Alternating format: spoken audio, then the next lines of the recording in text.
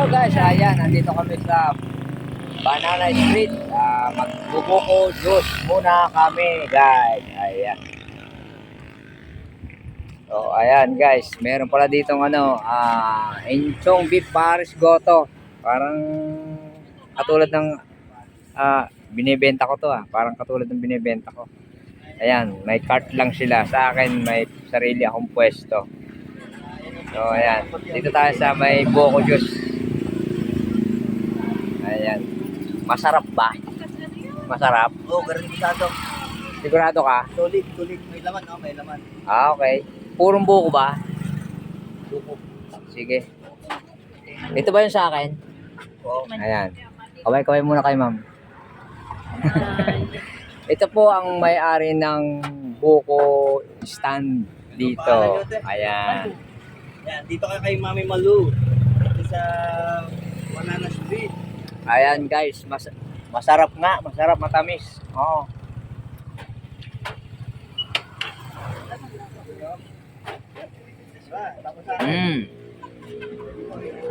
Parang buko nga. Masarap.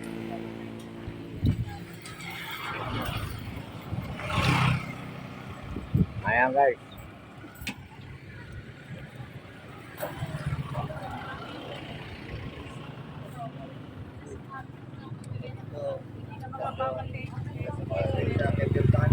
Matagal na kayo dito, te? Matagal na kayong nakapwesto? Ilang taon na? Ay. Simula nung dito si Okay. ate. Ayan, taon na daw sila dito, guys. Talagang pagka bumaba dito? Grabe, super. As in, pati to? Hanggang bayawang. Hanggang biwa. Ang aming mga tindahan lahat sa kabilang tula. Sa kabilang, Ayun. kabilang kalye. Lumipat. Oo.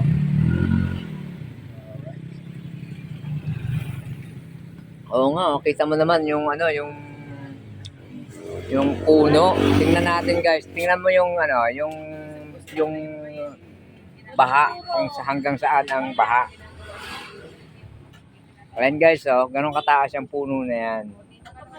Ang baha hanggang doon. Kung makikita niyo yung mga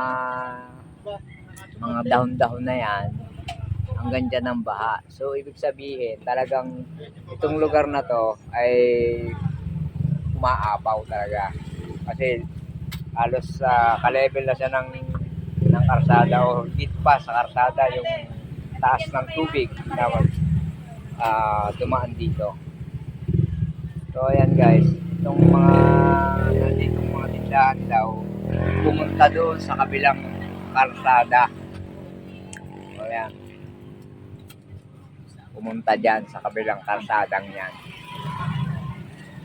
So grabe, taas ng baha. Buti na lang yung amin mataas ang lugar. Kita niyo yung bundok na yon? Yun, doon kami nakatira sa bundok na yon.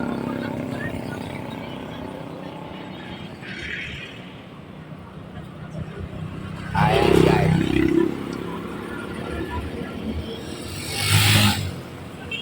Okay? Masarap yung buko niya. Sarap.